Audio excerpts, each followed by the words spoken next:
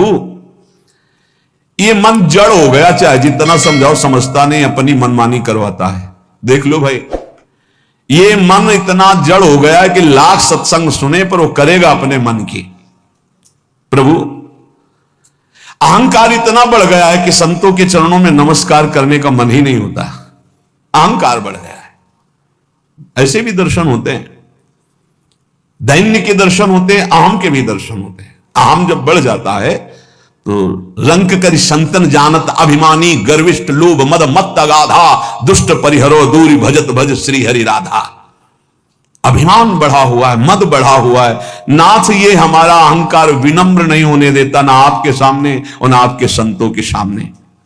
प्रभु चक्षुष्मेन तो पश्यते विश्वरूपम, ये आंखें ऐसी अपवित्र हो गई हैं कि बस गंदा ही देखती, ये नहीं देखती कि आप स्त्री के हृदय में बैठे हो, पुरुष के हृदय में बैठे हो, जड़ चैतन्य के हृदय में। हे विश्वात्मा, आप सबके हृदय में बैठे हो, मेरे नेत्र ये नहीं देखते, गंदा ही देखते हैं। नाथ वाचा तथैव नवदेन मम सौम्य वाणी, कभी किसी के सामने दैन्य वाणी हमने नहीं बोली। प्रभु जब बोली तो कठोर और अभिमान भरी वाणी बोली। अतः मुझे जैसे नीच के लिए तो एक ही बात रही, तस्मात् तो मध्य शरणम मम दीन बंधु। हे दीन बंधु, केवल आप अपनी शरण में ले लो तो मेरा उद्धार हो सकता है। सत्वम न मे मनसि याति रजस्तमोभ्याम विद्धे तथा कथमहो शुभ कर्म वार्ता साक्षात् परम परतया सुख साधनम तस्मात् त्वमद्य शरणम मम दीन बंधु। प्रभु यद्यपि सतोगुण भी मायाकृत है, पर सतोगुण से आपकी भक्ति की तरफ जाया जाता है। पर नाथ सतोगुण तो तब आवे ना जब सतोगुणी आहार हो, सतोगुणी संग हो, सतोगुणी विचार हो। पर प्रभु आहार और विहार सब रजोगुणी तमोगुणी, तो रजोगुण तमोगुण छाया रहता है। इसकी पहचान निद्रा आलस्य प्रमादोत्थम तत्तामस मुदाहरतम, नींद में पड़े रहना, गुस्सा करना और जो नहीं करना चाहिए ऐसे आचरण करना। और रजोगुण में काम मान सम्मान, नाना प्रकार की अर्थ सामग्री, भोग सामग्री, इसमें विचरना। ये रजोगुण तमोगुण ये हमसे अशुभ कर्म कराते ही रहते हैं, क्योंकि सतोगुण से ही शुभ कर्म होता है। हे प्रभु, जो आपने शास्त्रों में आज्ञा की है कि परंपरा से चलना चाहिए, धर्म से चलना चाहिए, जो जिसके लिए आदेश है वैसे चलना चाहिए, वही सुख का साधन है। उसको छोड़कर मनमानी आचरण रजोगुण तमोगुण से हो रहा, प्रभु मेरा उद्धार कैसे हो सकता है? बस एक उपाय मुझे लग रहा है कि यदि आप अपनी शरण में ले ले तो मेरा उद्धार हो जाए। नाथ बहुत सुंदर, पूजा कृता नहीं कदापि मया त्वदीया मंत्रम त्वदीयमपि में न जपे दृशज्ञा चित्तम न मे स्मरति ते चरणौ ह्रवाप्य तस्मात् त्वमद्य शरणम मम दीन बंधु। प्रभु आपकी पूजा में कभी मन नहीं लगता, सेवा पूजा में मन नहीं लगता, और नाम जप में बिल्कुल मन नहीं लगता। और ये सबकी बात है, जबरदस्ती लगाओ इसे तभी मंगल होगा। ये सोचो मन स्वयं लग जाए तो। मंत्रम त्वदीयमपि में न जपे दृशज्ञा, बिल्कुल मंत्र में मन नहीं लगता। वो बड़े सौभाग्यशाली जिनको गुरु मंत्र में प्रीति है। ध्यान रखना, गुरु मंत्र में प्रीति साधारण साधना से नहीं होती, असाधारण साधना या असाधारण कृपा से गुरु मंत्र में प्रीति होती है।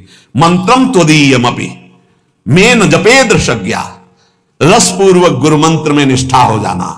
गुरु मंत्र चल रहा, मंत्राकार, ये तो प्रभु कभी हुआ नहीं।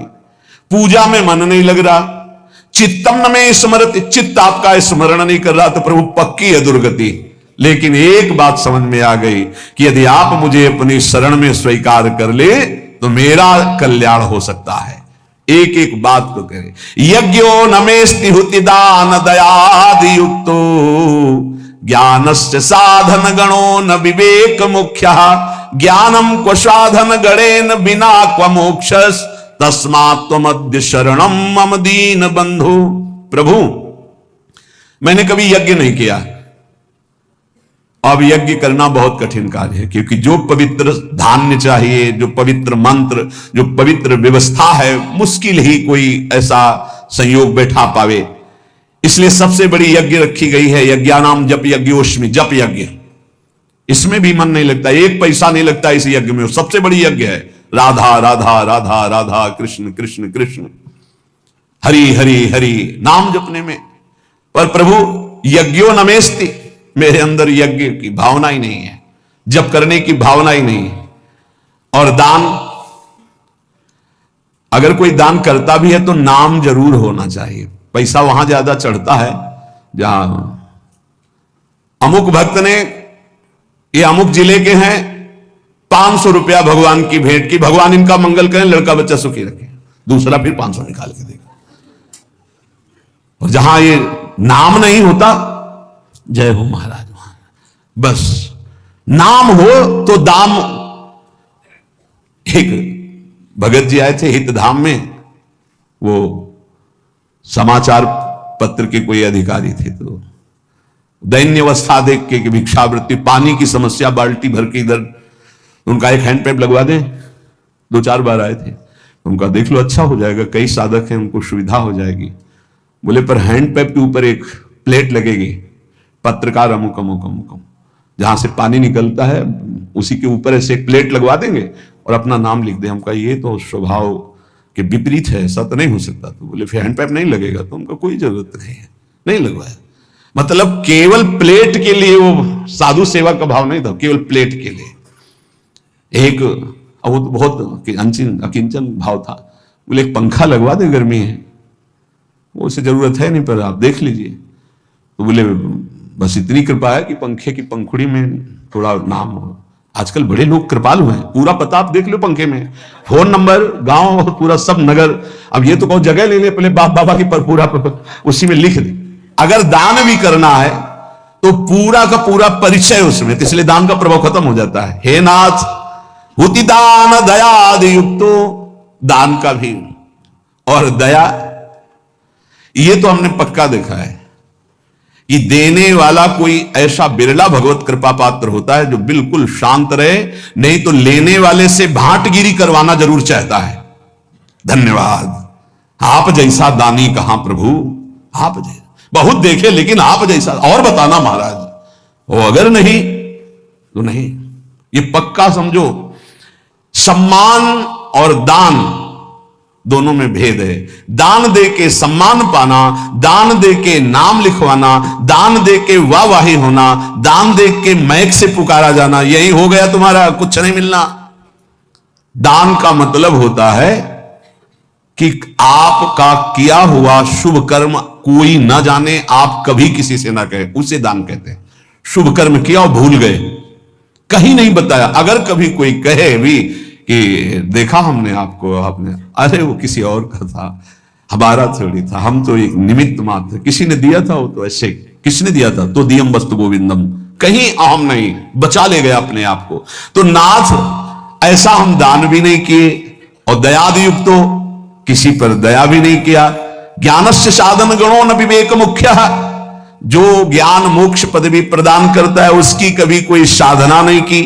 और प्रभु ज्ञान के बिना अज्ञानी का कल्याण कैसे हो सकता है? इसलिए दीन बंधु हमें तो एकमात्र भरोसा रह गया आपकी शरण में। सत्संगतिर्हि विदिता तव भक्ति हेतु, साप्यद्य नास्ति बत पंडित मानिनो में, तामंतरेण नहि सा क्वच बोध वार्ता, तस्मात् त्वमद्य शरणम मम दीन बंधु। प्रभु आपकी प्राप्ति का स्वतंत्र सिद्ध उपाय है सत्संग।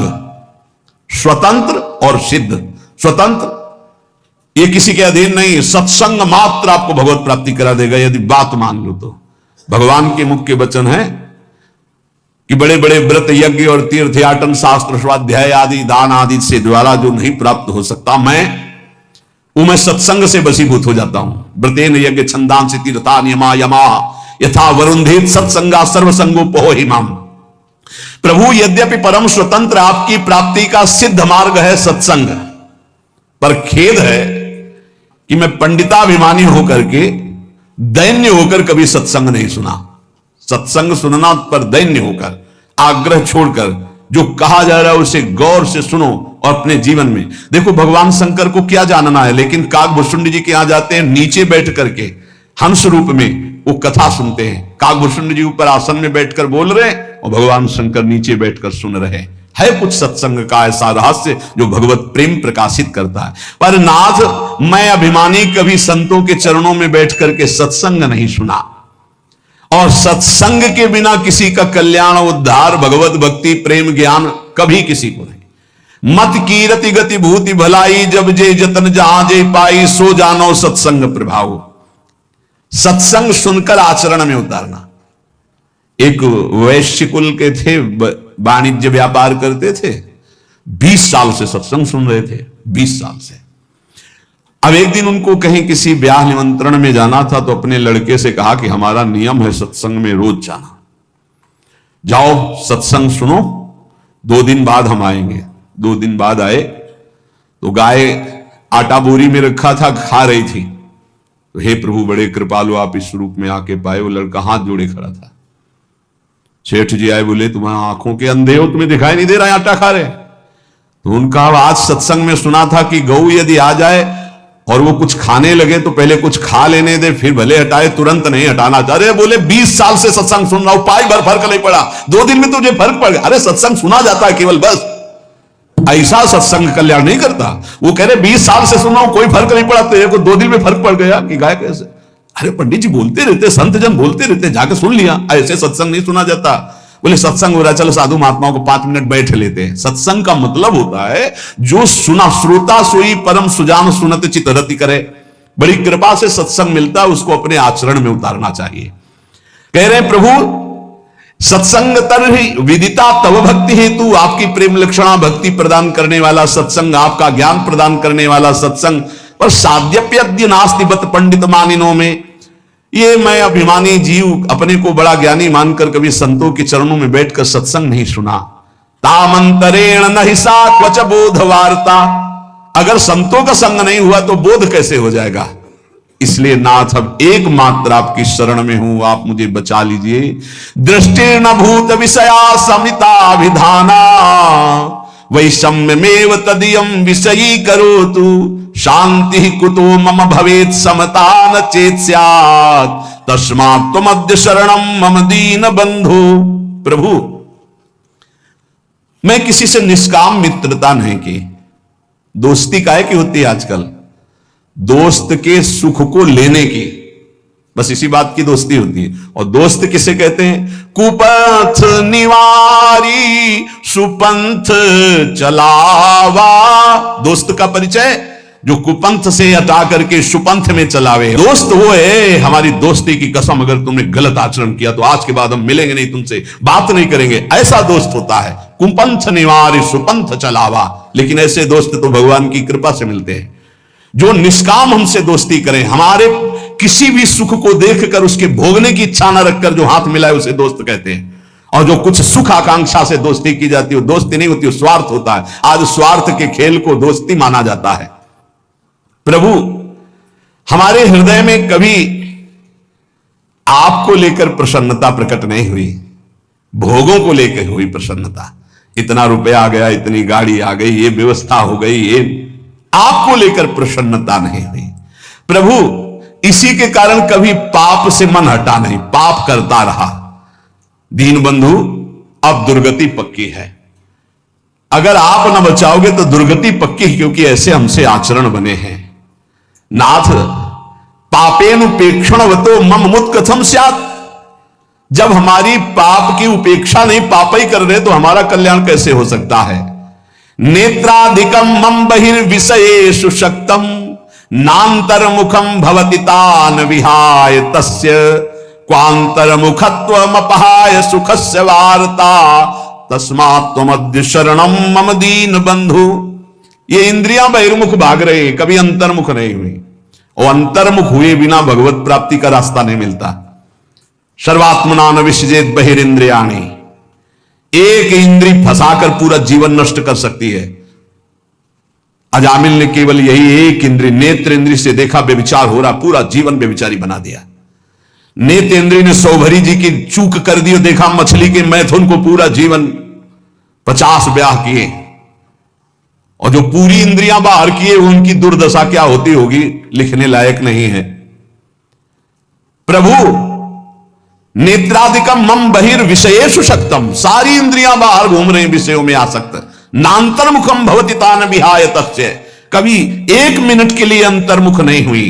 क्वांतर्मुखत्वम पहाय सुखस्य वार्ता, जो अंतर्मुख नहीं हुआ वो भगवदानंद को क्या जाने नाथ। ऐसे पुरुष की तो दुर्गति ही होती है। अब तो केवल एकमात्र आपके चरणों का सहारा है। त्यक्तम गृहाद्यपि मया भवताप शांतई, नासी दशो हृदो मम माययाते, साचाधुना किम विधास्यति नेति जाने, तस्मात् त्वमद्य शरणम मम दीन बंधु। भगवान, कभी मुझे ऐसा नहीं लगा कि संसार दुखमय है, कभी ऐसा नहीं लगा कि संसार छूटेगा।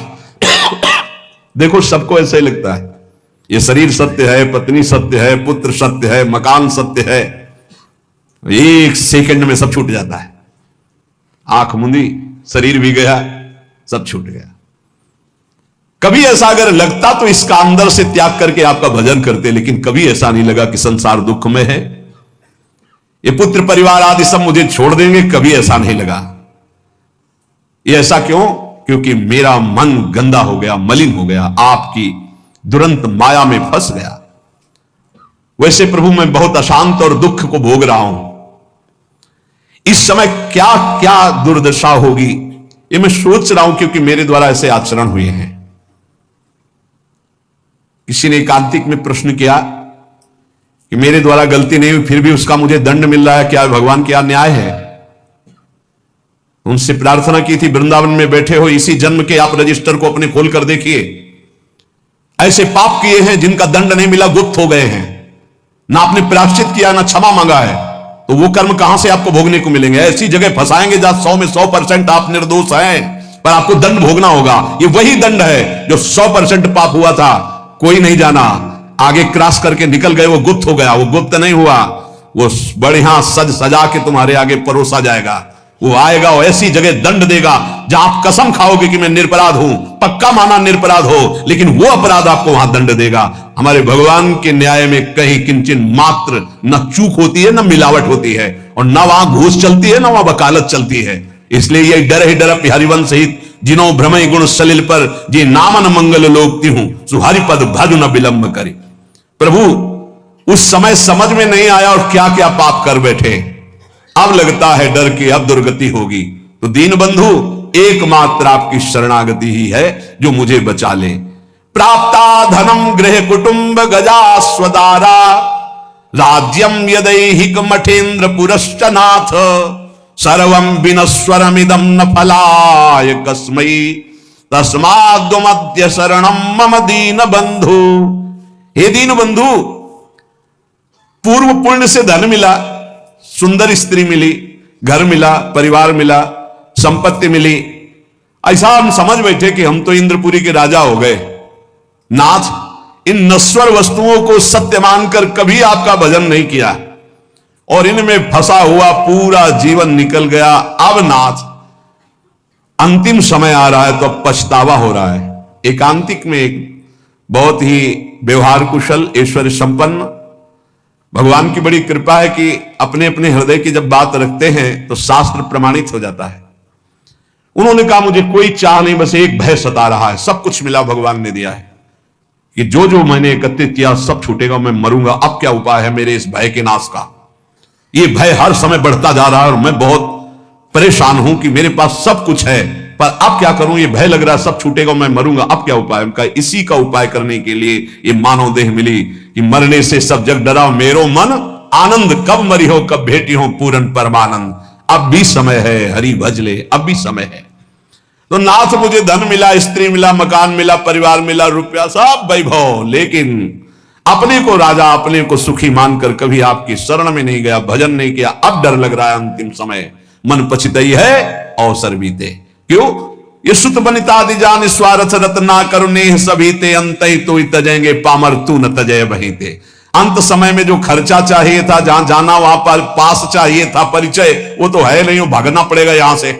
समय पूरा होने पर काल यहां एक सेकंड भी नहीं टिकने देगा, सब छीन लेगा।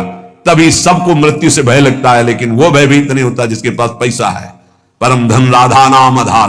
पास है भाव देह का, मैं सहचरी में गोपी में दास में सेवक, जो भाव का वो मस्त रहता, शरीर छूटेगा अपने प्रभु के पास जाएंगे। तो नाथ ये तो सब हुआ नहीं, अब अंतिम समय हमें डर लग रहा है कि मरूंगा, तो आपकी ही शरणागति एक बचा सकती है।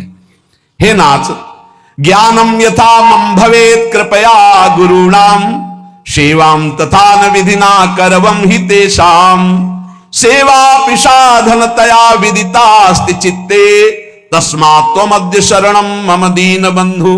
प्रभु, ये हमने शास्त्रों में सुना है कि गुरु सेवा से ही भगवत प्राप्ति होती, गुरु सेवा से ही भगवत प्राप्ति के साधन प्राप्त होते हैं।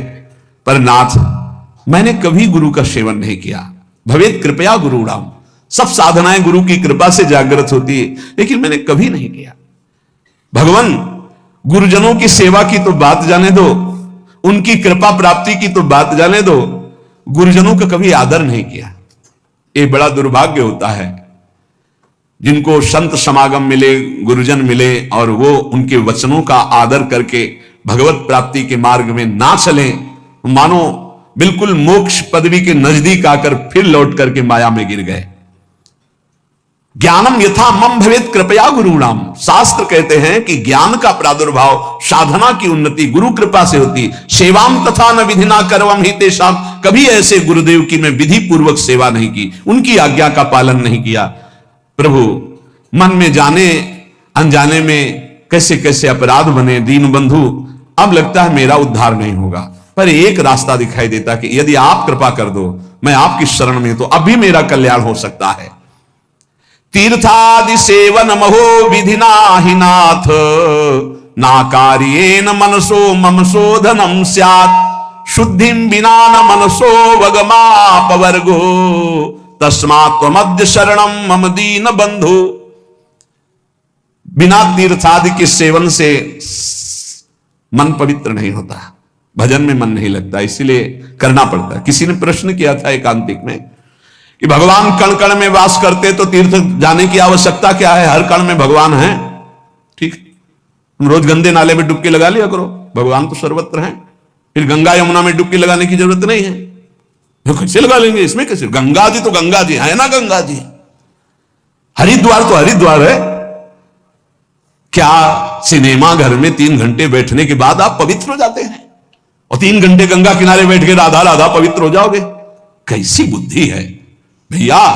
गाय के पूरे शरीर में दूध है, लेकिन दूध का स्थान बनाया गया है, वहां बछड़ा जब पिन्हाएगा ऐसे के तो गाय पूरा दूध उतार देगी। ये तीर्थ स्थान भगवान के साक्षात स्वरूप है।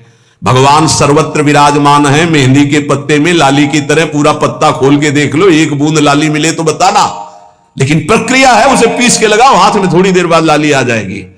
कण कण में विराजमान भगवान को प्राप्त करने की प्रक्रिया है, उसी प्रक्रिया में आता है। काशी जाओ, उज्जैन जाओ, द्वारिका जाओ, नहाओ, स्नान करो, तप करो, भजन करो, स्वाध्याय करो, तुम्हारा हृदय पवित्र होगा। ये जो ज्यादा ज्ञान बघारते हैं, इनकी बड़ी दुर्दशा होती है।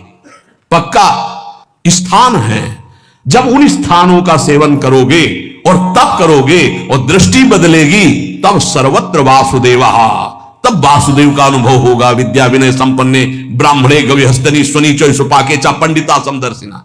ये ब्रह्म ज्ञान बिन नारी नर करे न दूसरी बात, कौड़ी लागी लोभ वश करें विप्र गुरु घात। मन मानी आचरण करते, सुन लिया कि सर्वत्र भगवान है तो तर्क उपस्थित कर दिया। फिर काशी जाने की जरूरत क्या, तीर्थ यातन की जरूरत क्या है? ककारा पढ़ोगे, मात्रा पढ़ोगे, तब शब्द बोलना आएगा। आज जो है हम सीधे ऊपर की बात करते, नीचे से चलना ही नहीं आता है। ये एक स्थिति होती है उपासक की, जब देह भाव शून्य होती, भगवदाकार वृत्ति होती है। मनमानी आचरण करना, मनमानी तर्क उपस्थित करने से भगवत प्राप्ति नहीं होती। देखो शास्त्र कह रहा है, तीर्थादि सेवन महो विधिना हि नाथ। आप ईमानदारी से बताओ, यहां बैठे हो, जो तुम्हारे यहां भाव बन रहे हैं वृंदावन में, वो भला तुम्हें और जगह कहीं प्राप्त होते हैं? बताना। यहां के भाव लेके जाओगे तो और जगह भी भाव में बने रहोगे, लेकिन यहां का वायुमंडल आप ईमानदारी से देखना, क्या यहां के वायुमंडल की समानता आप कहीं कर सकते हो? परम पावन यमुना जी का स्पर्श करके शीतल वायु जो आ रही है, जगह जगह आपको नाम सुनाई देगा, कथा वार्ता सुनाई देगा। ऐसी ही भगवान की परम पुरियां हैं, भगवान के अवतार के धाम है, भगवान की लीला क्षेत्र है, भगवान के द्वारा स्थापित किए तीर्थ है, इनकी अवहेलना नहीं करनी चाहिए। ज्यादा ज्ञान नहीं बघारना चाहिए कि अरे ऐसा सब जगह वृंदावन है। वाह, अनुभव करके दिखाओ। वृंदावन की रज का सेवन कर रहे हो, फिर तुम्हारी दृष्टि वृंदावनमय हुई तो आप बहुत दूर से वृंदावन का अनुभव कर लेंगे। और अगर यहां की रज का सेवन नहीं हुआ तो कभी अनुभव नहीं कर पाएंगे। कभी नकारना नहीं चाहिए। ये बहुत ज्यादा ज्ञान जिसको ब्रह्मबोध हो गया है वो स्वयं काशी में विराजमान है। वंदे बोधमयम नित्यम गुरुम शंकर रूपिणम, उन्हीं की शरण में एक से एक ब्रह्म ज्ञानी महात्मा विराजमान, जो प्रेमी जन संपूर्ण ब्रज 84 कोश में, अगर बाहर भी हैं तो यही का रसास्वादन किए हुए। साधन भूमि देखो जाके, एक महात्मा के दर्शन कराए, बर्फ में ऐसे बैठे हुए हैं, बर्फ जम रही है और ऐसे खुला शरीर बैठे हुए हैं, लंगोटी लगाए। सर्दी होती तो कांपते हो, स्वेटर और ये दुनिया घूमा। उस तपोभूमि की समानता कोई कर सकता है? हरिद्वार, ऋषिकेश, कैलाश, इनकी तपोभूमियां जो हैं उसकी समानता कोई कर? ये प्रेम भूमि ब्रज, इसकी समानता कोई? अवध की समानता कोई कर सकता है? चित्रकूट की समानता कर सकता है कोई? काशी, द्वारिकापुरी, इसकी समानता हो सकती है? भगवान सर्वत्र है, पर यहां भगवान प्रगट है, यहां भगवान की महिमा प्रकाशित है। जैसे सर्वत्र दूध में घी है, पूरी दूध में नहीं पका सकते, प्रक्रिया के द्वारा जब घी निकलेगा तब उसमें पकेगी। ऐसे ही ये निकला हुआ घी है। ये जो धाम है, भगवान की पुरियां हैं, इनका आदर करना चाहिए, इनका स्मरण करना चाहिए, इनका बंधन करना चाहिए। इस ज्ञानाभिमान में आकर के कहीं अवहेलना ना कर दे। सच्ची बात कहते हैं। आपको विनोद भाषा में लगा होगा, जब भाव की स्थिति चरम अवस्था में चढ़ जाती है तो ऋषभ देव भगवान अपने मल में लौट रहे हैं। मल में पढ़ के भागवत में देखो, मल हुआ उसी में लौट रहे हैं। ये स्थिति एक परमहंस की, अवधूत योगी की है। अगर तुम पवित्रता का निर्वाह नहीं करोगे तो वहां तक पहुंच ही नहीं पाओगे। अब उनकी स्थिति का सीधे हम नकल करना चाहे तो नरकगामी होंगे। इसीलिए स्थिति से चलना चाहिए, क्योंकि अपवित्र शरीर, अपवित्र बुद्धि, अपवित्र मन, तो अपवित्र चिंतन, तो उसकी दुर्गति तो होगी। बहुत गुरुजनों के चरणों में बैठ करके शास्त्र की बातों को सुलझाना चाहिए, अपने हृदय की स्थिति के अनुसार आगे बढ़ना चाहिए। नकारात्मक सोच भर करके ज्ञान के द्वारा अवहेलना नहीं करनी चाहिए, उसे अज्ञान ही कहते हैं। कह रहे हैं, तीर्थादि सेवन महो विधि नाहि नाथ, नाकार्येन मनसो मम शोधनो स्यात्। इस मन ने इतना नकारा कि कभी तीर्थ ही नहीं गए, कभी किसी धाम नहीं गए। नाथ, अब मेरी दुर्गति पक्की है, कृपा सिंधु अब आपके चरणों का सहारा है। वेदांत शीलनमपि प्रमितिम करोति ब्रह्मात्मनः प्रमति साधन संयुतस्य नैवास्ति साधन लवो मयि नाथ तस्यात् तस्मात् त्वमद्य शरणम मम दीन बंधु। ये ज्ञान स्वरूप का बोध कराता है, ये ज्ञान सत्य का अनुभव कराता है। पर प्रभु ज्ञान ऐसा जो बोध कराए, सत्य का अनुभव कराए, उससे विमुख होकर के हम ज्ञान का सच्ची मानिए। अगर आपके जीवन में भजन नहीं है तो ये ज्ञान की बातें सुनकर, दूसरों को सुनाकर आप भगवान के अस्तित्व को भी स्वीकार करने लायक नहीं रहेंगे। जब तक हम गुरुजनों के चरणों में बैठ करके आराधना नहीं करते तब तक वो ज्ञान अज्ञान ही होता है। अगर ऐसा होता तो उपनिषदों में आप देखो, ब्रह्म ऋषियों के चरणों की 12-12 वर्ष तक आराधना की, तब उनको एक सूत्र दे दिया, तब उनको अनुभव में आया। आज मनमानी आचरण करते हैं और ज्ञान की बातें सुन करके भगवान की आराधना, तीर्थों का, धामों का, नाम का, रूप का, लीलाओं का, इनका खंडन करते हैं। पता नहीं भगवान कि कैसी विचित्र माया है, कौन सा ज्ञान प्राप्त हो गया। ब्रह्मात्मना प्रमति साधन संयुतस्य, ये ज्ञान ब्रह्मात्म बोध के लिए है। ये भगवान की अवहेलना, या तीर्थों की अवहेलना, या नाम की अवहेलना, या ठाकुर जी की सेवा पद्धति की अवहेलना इसके लिए नहीं है। देखो, अगर ऐसा होता तो भगवान श्री राम रामेश्वर रूप में शंकर जी की आराधना कर रहे हैं, भगवान शंकर हनुमान जी के रूप में राम जी की आराधना कर रहे हैं। इनसे बड़ा कोई ज्ञान नहीं। आजकल ज्ञान होता है तो सीधे भगवान की आराधना की अवहेलना करना शुरू। स्वयं परम ज्ञानी भगवान शंकर ज्ञानी नामक गण्यम हनुमान जी का रूप रख के राम जी की सेवा में राम जी रामेश्वर जी की सेवा कर रहे हैं। सेवा भगवान स्वयं कर रहे हैं, जो ज्ञान स्वरूप है, बोध स्वरूप है। इसलिए ऐसे ज्ञानी की चर्चा ना सुने जो नाम की अवहेलना, रूप की अवहेलना, ध्यान की अवहेलना, सेवा की अवहेलना, तीर्थों की अवहेलना, भगवत भाव की अवहेलना करे। आजकल ऐसे ज्यादा पाए जाते हैं जो भगवान से विमुख करने वाली बात कही जाती है। इसलिए सावधान होकर कानों में वही शब्द पड़े जिससे दीनबंधु भगवान की आराधना बन जाए और भगवत प्राप्ति हो जाए। ज्ञान क्या है? बोले वेदांत शीलनम अपि प्रमतिम करोति ब्रह्मात्मना प्रमति साधन संयुक्त। ये वेदांत शील जो ज्ञान है, मनन करके आत्मस्वरूप को प्राप्त करने के लिए, आत्मस्वरूप आत्मबोध के लिए है। नैवास्त साधन लवो मैनाथ तस्या तस्मात् त्वमद्य शरणम मम दीन बंधु। हे हरि, मेरे में अब कोई साधना नहीं बची, मैं बहुत नीच हो गया हूं, कोई साधन नहीं, मैं आपकी शरण में हूं। आज इस शरणागति का भाव इसलिए सुनाया कि इसको मनन करो। सब साधनों का सार भगवान की शरण में होकर नाम जपना है। इसलिए यह शरणागति स्तोत्र सुनाया कि जितने साधन हैं आप ईमानदारी से देख लो, वो कोई ऐसे साधन आपके अंदर नहीं जिससे परब्रह्म की प्राप्ति हो। तो एक उपाय है, तस्मात् त्वमद्य शरणम मम दीन बंधु।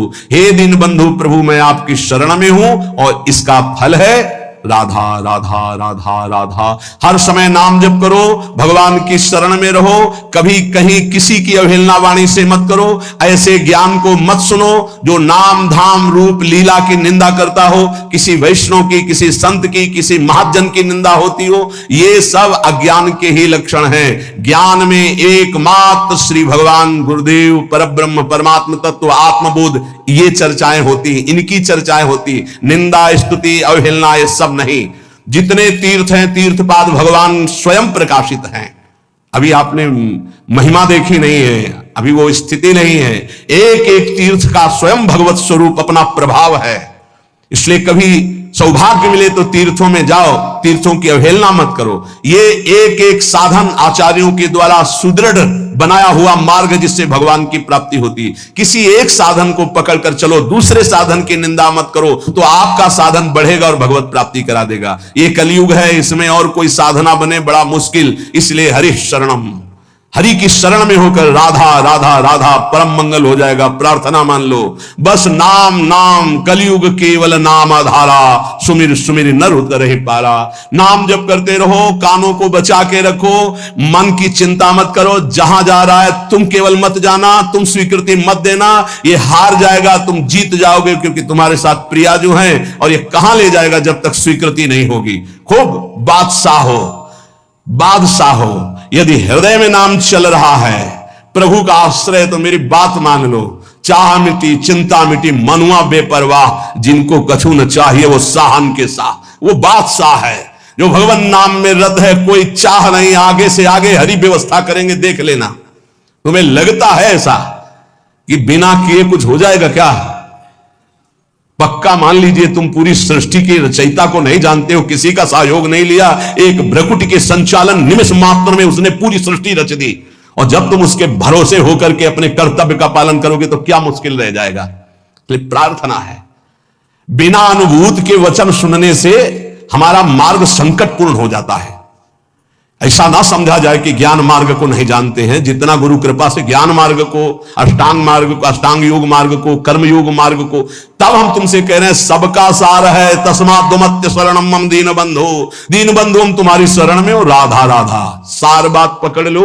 अगर पकड़कर पार होना चाहते हो, तर्क करके कोई पार नहीं हुआ, तैर कर कोई पार नहीं हुआ। जब पार हुआ तो भगवान के भरोसे में पार हुआ। भगवान स्वयं कह रहे हैं, दैवी हे सा गुणमयी मम माया दुरत्या मामेव ये प्रपद्यन्ते माया में ताम तरन्ति ते। मेरी शरण में आ जाओ, मैं तुम्हें पार करूंगा। तेसाम अहम समुद्धरता मृत्यु संसार सागरात। इस वचन को पकड़ लो, हरि शरणम, अंदर से हरि की शरण में, और राधा राधा राधा। ये हम सार बात बता रहे हैं। अगर पकड़ लिए तो बेड़ा पार हो गया। मान लेना तुम्हारा आखिरी जन्म है, और ना पकड़ पाए तो हो सकता है फिर जन्म लेना पड़े, क्योंकि और किसी साधन में इतना बल नहीं। करके देख लिए हैं, एक करके बोल रहे हैं, गुरु कृपा से साधन करके बोल रहे हैं। ये इसलिए बता रहे तुम्हें विश्वास हो जाए। गायत्री अनुष्ठान, महावाक्य, सन्यास, तब बोल रहे हैं। हे छाती की बात बोल रहे हैं, राधा राधा राधा। अपने ही नहीं, राधा बाबा बड़े बड़े महापुरुषों की, अगर तुम्हारी पकड़ में आ रहे हो तो आखिरी जन्म है, प्रभु की शरण में हो जाओ और राधा राधा राधा, कोई बाधा नहीं पहुंचा सकती। बिना राधा को मिलाए राधा नाम छोड़ेगा नहीं तुम्हें।